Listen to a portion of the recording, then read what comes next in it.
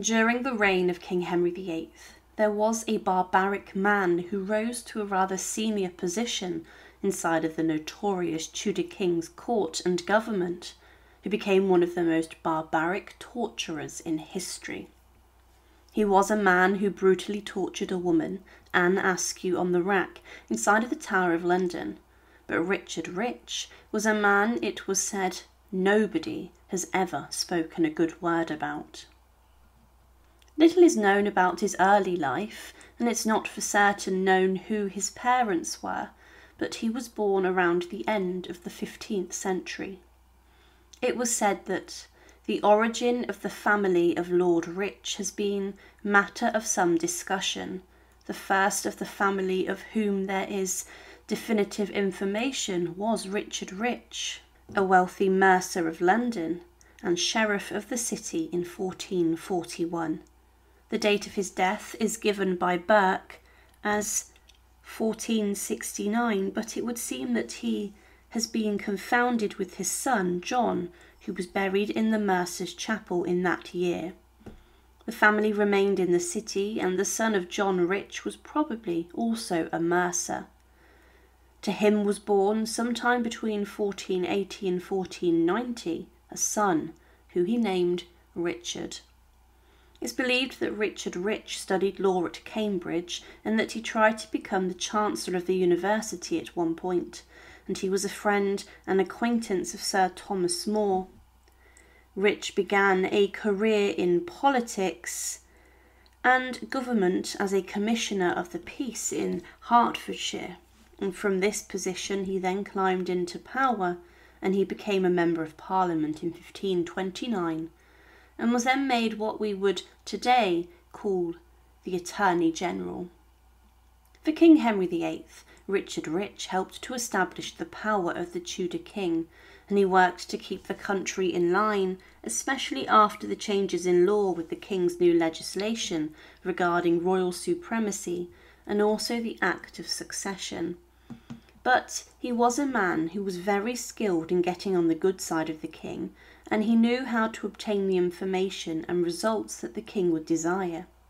He would do anything to keep the King sweet, and Thomas More wrote of Richard Rich's now growing reputation that, "You know that I have been acquainted with your manner of life and conversation a long space, even from your youth for this time, for we dwelt long together in one parish, whereas yourself can well tell, I am sorry you compel me to speak it, you were always esteemed very light of your tongue, a great dicer and gamester, and not of any commendable fame either, there or at your house in the Temple, where you hath been your bringing up." During the turmoil and religious changes Henry VIII made to the Church, there were many high-ranking bishops and churchmen who were arrested, and one of them was Bishop John Fisher, the Bishop of Rochester. Richard Rich went to see Fisher when he was inside of the Tower of London, and he coerced Fisher to speak about his opinions on the King's changes and Anne Boleyn being made Queen, and he said he would only speak to the King about this. Rich had tricked Fisher, and his revelations led to Fisher being executed. It was said by Fisher in court that, "Mr. Rich, I cannot but marvel to hear you come in and bear witness against me of these words, knowing in what secret manner you came to me." To that he told me that the King willed him to assure me on his honour, and on the word of a king, that whatsoever I should say unto him by this his secret messenger, I should abide no danger, nor peril for it, neither that any advantage should be taken against me for the same. No, although my words were never so directly against the stature, seeing it was but a declaration of my mind secretly to him, as to his own person, and for the messenger himself he gave me his faithful promise that he would never utter my words in this manner to any living man, but to the King alone. Richard Rich tried to do the same to Sir Thomas More following his arrest, despite the fact the two were friends. Richard Rich clearly put favour in the eyes of the King over the friendship he had, and he would do anything to look better to Henry VIII. More would not reveal his true feelings, but Rich then went to court and lied, saying that More had told him that he did not agree with Anne Boleyn being the queen, and More would not even speak to his wife about his opinions on the matter of the queenship. Richard Rich was said to have been a perjurer, and More said, "In good faith, Mr. Rich, I am more sorry for your perjury than mine own peril, and know you that neither I nor anyone else to my knowledge ever took you to be a man of such credit as either I or any other could vouchsafe to communicate with you in any matter of importance." Rich tried to call over witnesses, but this did not come to anything, and More was then convicted and was executed, losing his head on the scaffold at Tower Hill. Following Anne Boleyn's execution, Rich spoke to Parliament, and he schmoozed about the king, but he got involved with the dissolution of the monasteries, and because of this he became very rich. He had, though, a terrible reputation, and he was targeted during the Pilgrimage of Grace, and it was said, "As a man of low birth and small reputation, a subverter of the good laws of the realm, a maintainer and inventor of heretics, and one who imposed taxes for his own advantage." Richard Rich would, throughout his time in power, continue to bend the rules for the king, and he found a loophole so that Henry VIII could claim the estates of Catherine of Aragon, his first wife, after her death, and Richard Rich in 1539, for his work, became the groom of the Privy Chamber for the fourth wife of Henry VIII, Anne of Cleves. But Rich would then stab his former friend Thomas Cromwell in the back regarding the disastrous marriage, and Cromwell would also be executed. It was clear that Rich was a survivor, but then one of the most shocking events of the Tudor period involved the brutal Chancellor inside of the Tower of London. Anne Askew was a religious preacher who was linked to possibly being a radical Protestant like Catherine Parr, Henry VIII's sixth wife. There was a lot of suspicion about Parr being possibly too radical, and Anne Askew was accused of being involved with Catherine. Anne Askew was a woman of slight nobility, but she was tortured inside of the Tower of London, and torture at the time was outlawed on the use of women. But this did not stop Richard Rich, whose torture of Anne happened with his own hands. He wanted her to confess to bring down Henry's sixth wife, and despite his attempts to torture Anne, he could not break her.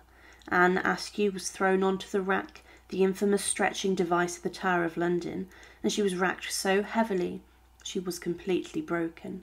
Anne Askew could not walk or stand, with her limbs being dislocated and shattered, and she never walked again, and when she was executed by being burned on the stake, she was carried to the fire on a chair and was burnt on this. However, Richard Rich, being a brutal torturer, continued to be friends with Henry VIII, and he even was an executor of the king's will. But following the death of Henry, Richard Rich continued in power through the reign of Edward VI, but he would continue to involve himself in important matters. It was said, an event, however, occurred on the 21st of December following 1551, which relieved him of carrying forward this unpleasant business, for on that day he surrendered his chancellorship. The Duke of Somerset was at the time in the Tower, and it was said that, through Rich's instrumentality, Rich now wished to befriend the late Protector, and wrote him a letter warning him of something designed against him by the Privy Council. Being in haste, he addressed the letter merely to the Duke. His servant, fancying it was for the Duke of Norfolk, carried it to that Duke. He, to make Northumberland's his friend, sent the letter to him. Rich, realising the mistake and to prevent the discovery, went immediately to the king, feigned illness and desired to be discharged, and upon that took to his bed at St. Bartholomew's, which Lord Winchester, the Duke of Northumberland, and Lord Darcy repaired, and there they took the surrender of the Great Seal. It's assumed that Rich took this measure to save his neck, and, if so, he was successful. Following the death of Edward VI, Richard Rich's signature was on legislation that declared Princess Mary, the future Mary I, as illegitimate, and Lady Jane Grey the Queen.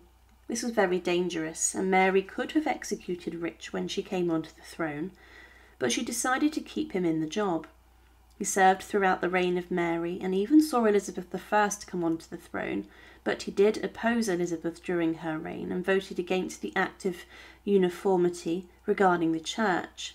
In June of 1567 or 66, Richard died, and he was then buried in a tomb in Felsted, and his monument shows his effigy reading a book with the motto inscribed saying, "Keep the faith." Richard Rich was a man who was notorious in his actions, and he would torture and brutalise even women to gain the favour and popularity of King Henry VIII. He was the man who racked Anne Askew inside the Tower of London, and he was also a man who would stop at nothing to serve Henry VIII. He was even voted one of the top 10 worst Britons of the last 1,000 years in a poll, showing what an evil figure Richard Rich really was.